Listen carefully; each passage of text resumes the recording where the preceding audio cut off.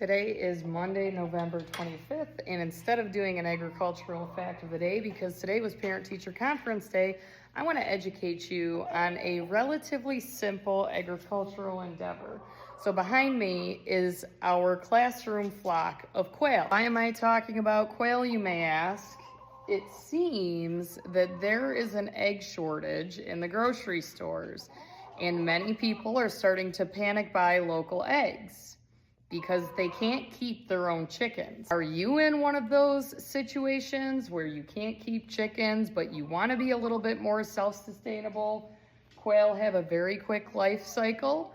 They go from little egg hatching to producing their own eggs in 6 weeks, where chickens takes anywhere between 16 to 24 weeks. They are also quieter, require less space, and they lay about with the same frequency as some normal laying breeds of chickens. They really don't need that much to keep them happy, and the incubation time on their eggs is only 18 days from the day you set them in the incubator to when they hatch. Most of the quail that are in this flock actually were hatched after the beginning of the school year. And although we haven't really started picking up egg production, they should start laying pretty soon. Now, I know the biggest argument is that quail eggs are not as big as chicken eggs, and I can't fight that argument. It's 100% true.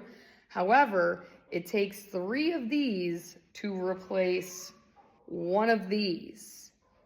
And you can keep an awful lot of quail in a relatively small space. I will say that in my experience, these birds are not as good of recyclers as chickens are, but even if you live in a heavily populated area, you could keep these guys in your basement and nobody would be any of the wiser, because the call of the male quail is very similar to wild birds that naturally live outside. Seriously, they don't need that much space and they're very simple to keep. I feed mine a turkey game bird crumb, and at home I also provide them with oyster shells for calcium. And you could also repurpose the males that hatch out when you hatch out a clutch of eggs and consume them. People do eat them.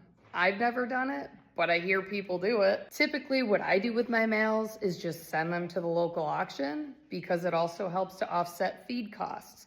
I can tell you that a 100-pound bag of turkey game bird crumb at the local mill is about $30. When you consider how much eggs cost nowadays, it's probably more cost effective to buy that 100-pound bag of feed and raise your own quail than it is to go into the grocery store, pray that they have eggs on hand, and pay the price because the price of eggs is increasing. Anyway, that's it. I'm off my soapbox. Parent-teacher conference night is done. It is time for me to go home. Oh, and I also failed to mention that although I have a flock here at school, I actually keep my own flock of quail at home. And believe it or not, there is quite a demand for both quail hatching eggs, day-old baby quail, grown-out quail. So I just filled up my incubator with all of the eggs that I've gotten for the last 3 or 4 days.